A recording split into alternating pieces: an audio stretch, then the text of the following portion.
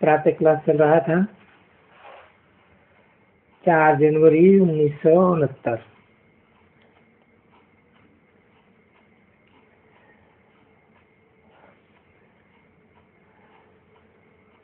शनिवार को दूसरे पेज के मध्य में बात चल रही थी एरोप्लेन को हाईजैक करने की।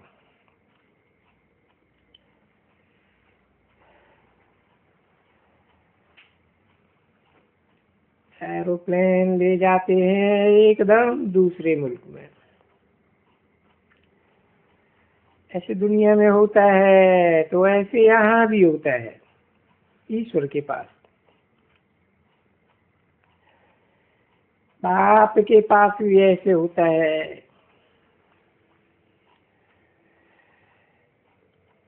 यहाँ तो आत्मा रूपी एरोप्लेन है ना, बाकी तो कोई फर्क नहीं है। तो स्थापना में बाप समझाते हैं कि देखो बच्चों, स्थापना में बड़ी मेहनत लगती है। बच्चों को भी मेहनत में पढ़ाई है, जरूर है। टीचर को भी पढ़ाने में बहुत मेहनत लगती है। जब देखते हैं कि ये बच्चे नहीं पढ़ते, बड़ा घोर घमासान करते हैं, औरों को भी डिस्टर्ब करते हैं,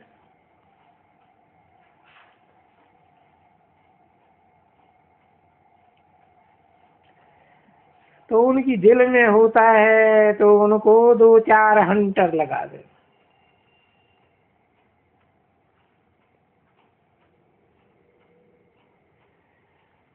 कभी हिंटर खाया है स्कूल में?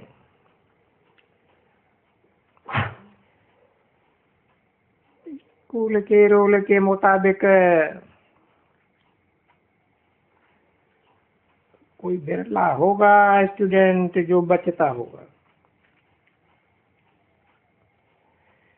समझे ना। कोई न कोई सब्जेक्ट में या कोई न कोई बात में ये टीचर से रूल है या वो तो जरूर खाया होगा।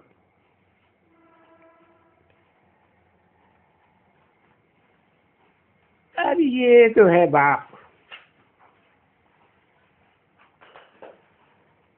बाप तो कुछ भी नहीं कहते हैं एकदम।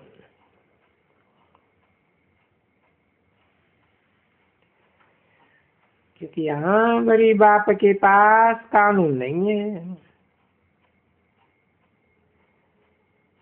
जो कानूनों का कचरा कलयुग में ये सभी होता है,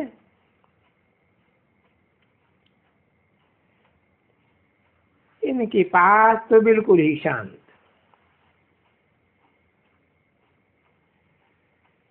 क्योंकि यह है ही सुखदाता,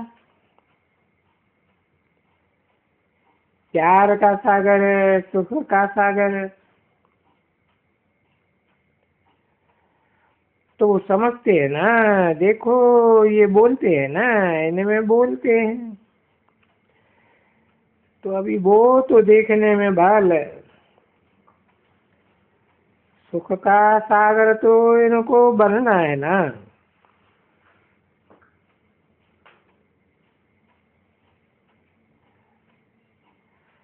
चलने की ऐसी होनी चाहिए ना,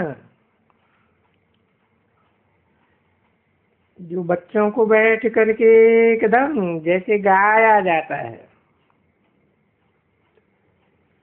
ऐसे ये देवताएं होते हैं।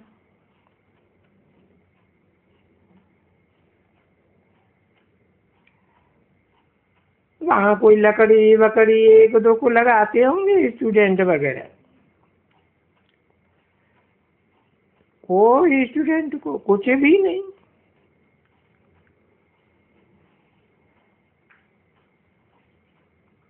इसलिए तुम बच्चों को बाबा सदैव कहते रहते हैं, तुम तो पदमा पदम भाग्यशाली हो। समझा ना? परंतु बाबा फिर ऐसे भी कहते हैं कि तुम पदमा पदम भाग्यशाली तो हो, परंतु पदमा पदम दुर्भाग्यशाली भी, क्योंकि फेल हो जाते हैं ना।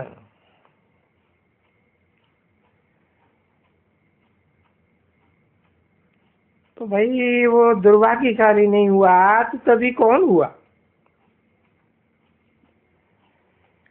ये बाबा जानते हैं, वो अंत तक कोई न कोई महान दुर्भाग्यशाली जरूर बनते हैं।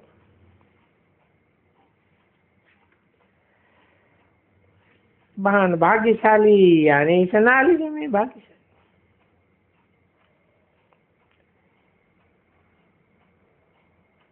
एक्ट ऐसी करते हैं, चरण ऐसी चलते हैं जो समझा जाता है कि ये ठहर नहीं सकेंगे इतना ऊंचे जाने के लिए,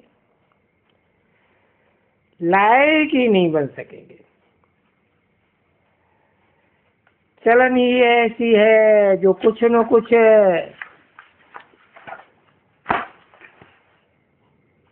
दुख देते ही रहते हैं। सुख देना जैसे कि जानते ही नहीं है।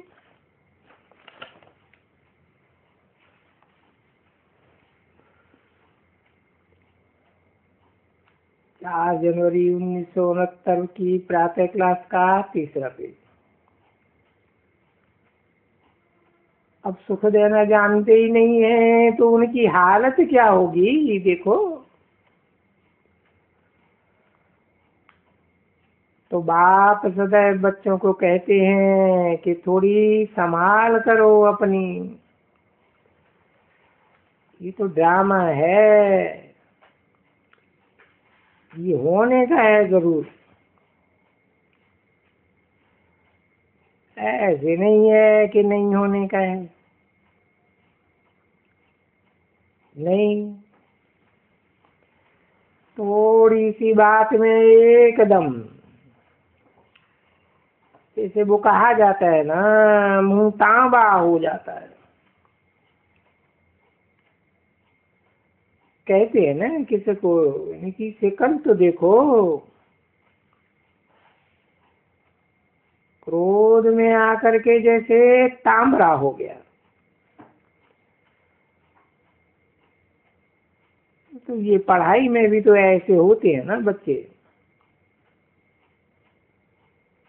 बाप जो कहते हैं तांबरा क्या, पर लोहे से भी बदतर बन जाते हैं। तो भी बहुत अच्छे अच्छे एकदम फर्स्ट क्लास फर्स्ट क्लास।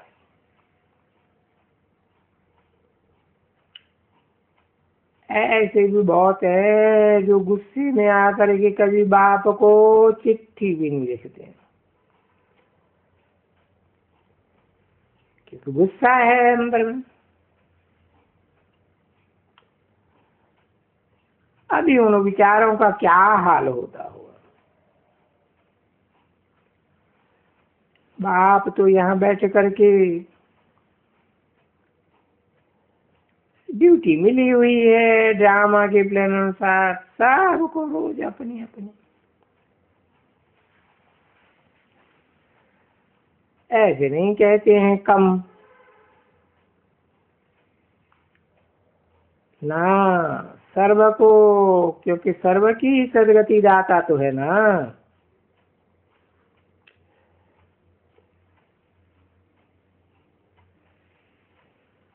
कल्प कल्प इनकी बुद्धि में ये है ही है ड्रामा के प्लान अनुसार।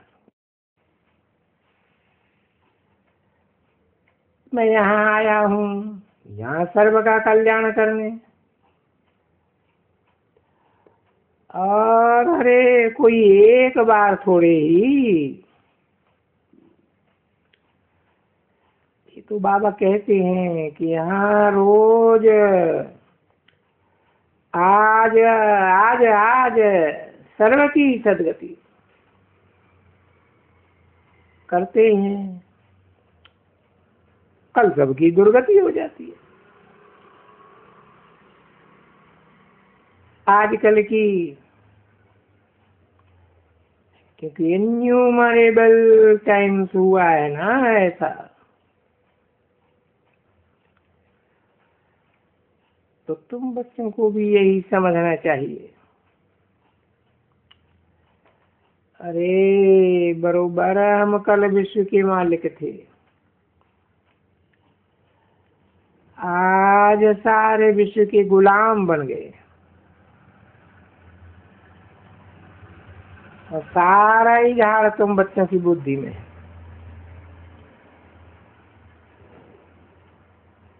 सारी नेचुरलिटी भी तुम्हारी बुद्धि में है कि झाड़ में कैसे ये सेक्शंस होते हैं। इस मनुष्य सृष्टि का झाड़ में, क्योंकि यही झाड़ वंडरफुल है। मनुष्यों को थोड़ा ही मालूम है, बाहर वालों को, कि दुनिया कोई झाड़ है। अरे कोई बिरला पंडित होगा, एक तंगा,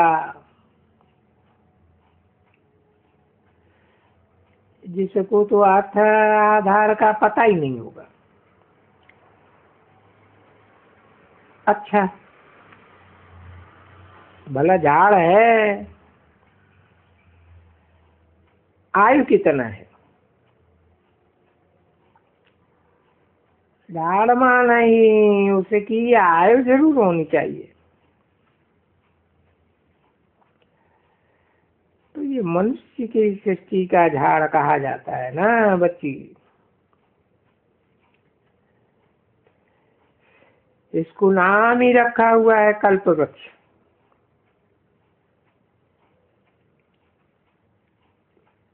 वृक्ष है जिसकी आयु ही एक कल्प है।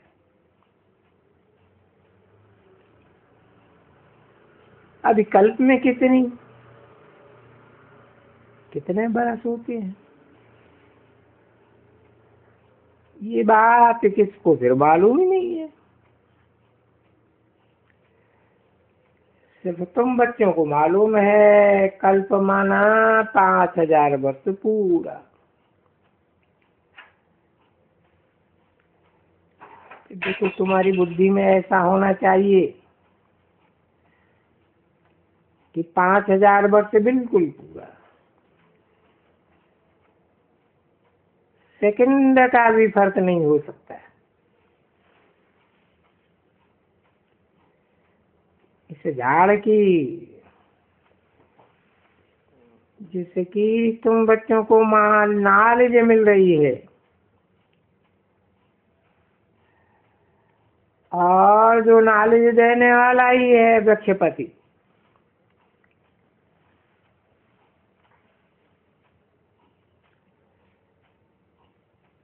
भाई इस वृक्ष का पति कौन होगा? बाप कौन होगा? पिता कौन होगा? भाई कौन होगा? अरे जड़ जो वृक्ष होते हैं ना, आम ये वगैरह, वो भी तो ऐसे ही वृक्ष है ना। तो भी जानते हो कि एक बीज होता है जरूर। हाँ बीज कितना छोटा होता है और फल देखो कितने बन जाते हैं और कितने बड़े हो जाते हैं। तो ये भी ऐसे ही है ना, बस ये है बड़ी वंडरफुल झाड़। अरे ये बीज तो बहुत छोटा है, आत्मा कितनी छोटी है, और आत्माओं का बाप भी कितना छोटा है। इतना छोटा है कि बिल्कुल ही इन आंखों से देख भी नहीं सकते हैं कोई।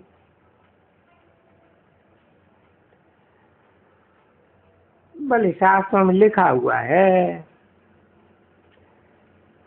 रामकृष्ण परमहंस, उनका जो वो शिष्य विवेकानंद था,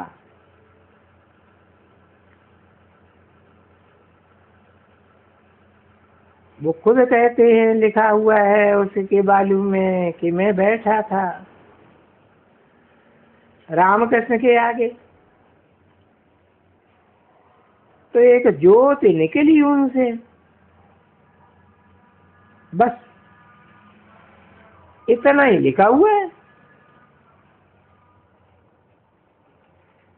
ज्योति निकली, मेरे में समाई गई। अब ये तो रंग है बिल्कुल ही।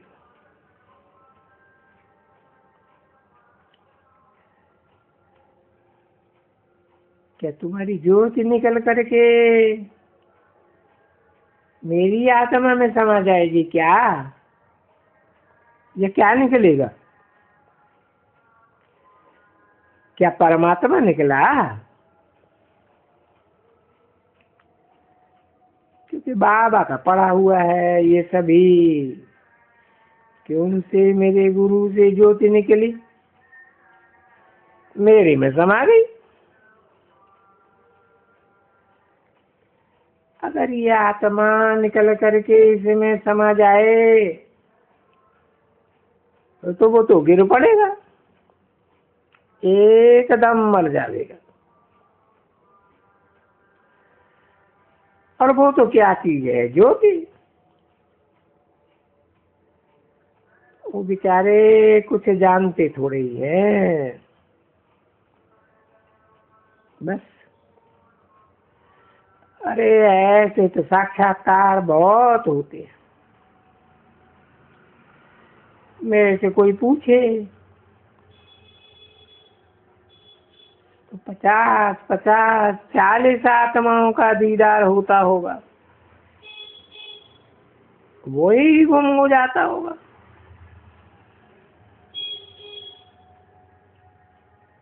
ऐसे नहीं है कि आत्मा जाके शरीर में प्रवेश करती है कोई के शरीर में, या कुछ फलाना होते हैं,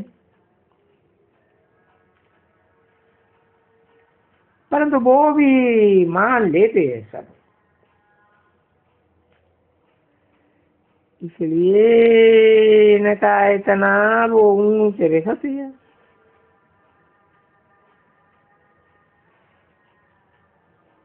या अगर वो स्त्री से ब्रह्मचर्य में रहा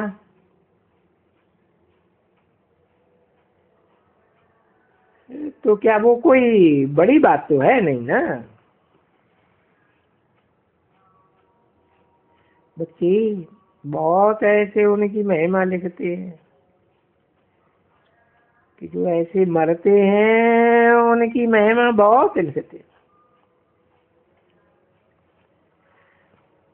और वास्तव में जितनी महिमा लिखते हैं, जितना इतना भगवान बैठ करके भगवान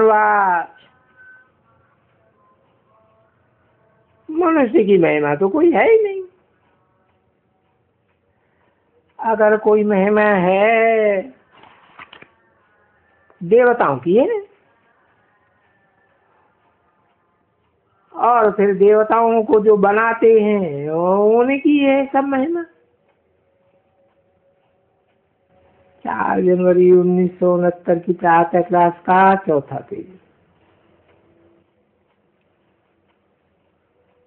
बाबा नहीं वो कोई बनाए,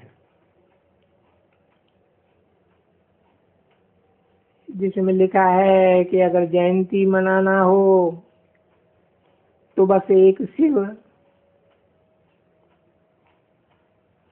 इनको बनाने वाला भी कौन? शिव ना। तो बस एक ही एक है बस। इसलिए बाप आए कहते हैं एक ही एक को याद करो बच्चे। देखो किसको भी मालूम नहीं है, जबकि ये खुद बैठ करके कहते हैं कि मैं ऊंचे से ऊंचा, तो नीचे से नीचा गिरता हूँ। और बच्चे भी जानते हैं बरोबर है कि ऊंची से ऊंची ये है, नीचे से नीचे भी ये बनते हैं। ये किसको मालूम नहीं है।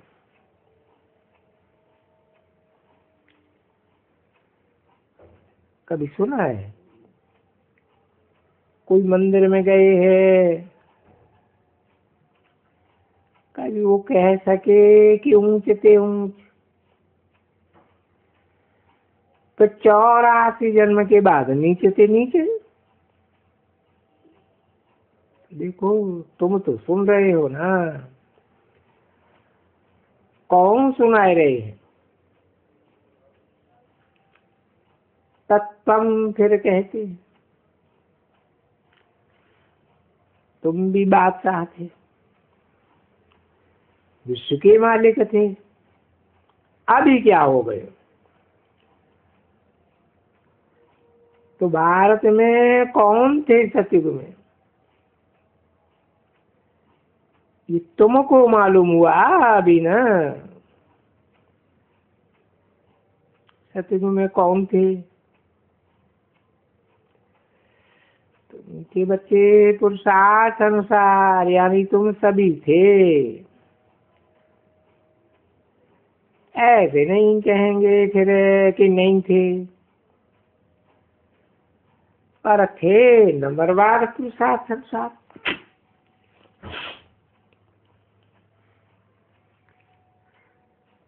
बादशाह भी थे, क्योंकि ये तो छोटी सभा है ना। वो बादशाहों की तो बहुत बड़ी सभा होती है ना। बादशाह रानी भी और सूर्यवंशी डायनेस्टी के भी थे, फिर चंद्रवंशी डायनेस्टी में थे। देखो बाबा ज्ञान कितना अच्छा समझाते। अगर कोई कहे कि नहीं बाबा मैं नहीं समझता हूँ, तो आवाज करो, बाबा ये बात हमारी बुद्धि में नहीं बैठती है। जब बैठती है तो चुप करके बैठते हैं, नहीं तो कोई बोल देते बाबा ये बात बुद्धि में नहीं बैठती है। तो देखो सारा एकदम सच्ची का चक्कर का ज्ञान तुम्हारी बुद्धि में उठते बैठते चलते फिरते, तो हूबहू सच पच्च जैसे एक लाइट हाउस हो चैतन्य। वो तो सब जड़ चीज है, तुम चैतन्य हो। ये सारी पढ़ाई है। जब तुम चलते हो ना, घूमने फिरने जाते हो, तो तुम्हारी बुद्धि में सारी पढ़ाई रहनी चाहिए, परंतु अवस्था तुम्हारी हुई नहीं है। हुई नहीं है, होने की है।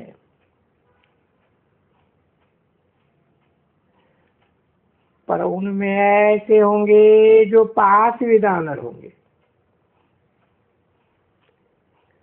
उनकी अवस्था थी, कहाँ भी जाएंगे करेंगे तो उनकी बुद्धि में सारा ज्ञान होगा, समझे ना।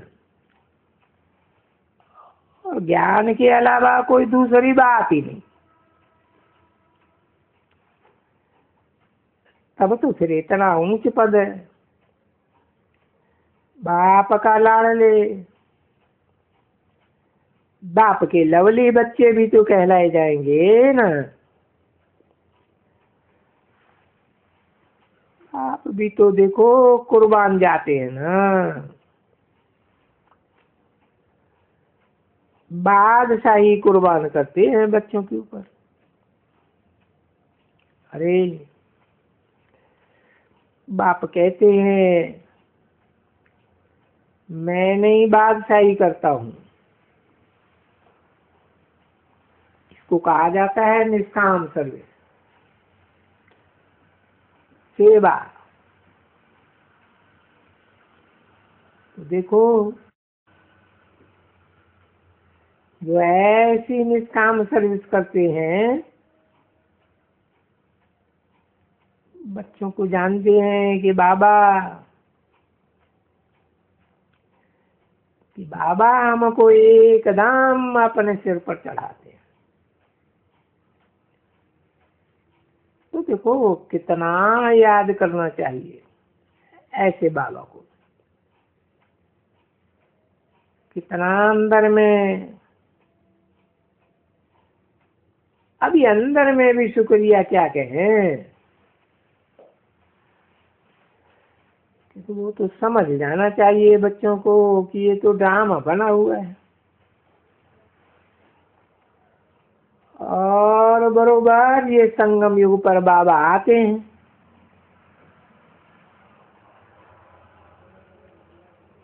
और वो आए करके सबकी सदगति करते ही हैं नंबरवार पुरुषार्थ अनुसार। ये अक्षर तो देखो हमेशा, इसमें भी किसको याद प्यार देगा ना। तो बाबा जानते हैं कि नंबर 1 हाईएस्ट या बिल्कुल ही पवित्र, नंबर लास्ट बिल्कुल ही अपवित्र। बाकी याद प्यार तो सबको देते हैं। और बाप कितना अच्छी तरह से समझाते रहते हैं, बच्चे कोई भी अहंकार में ना आए, मिथ्या अहंकार में।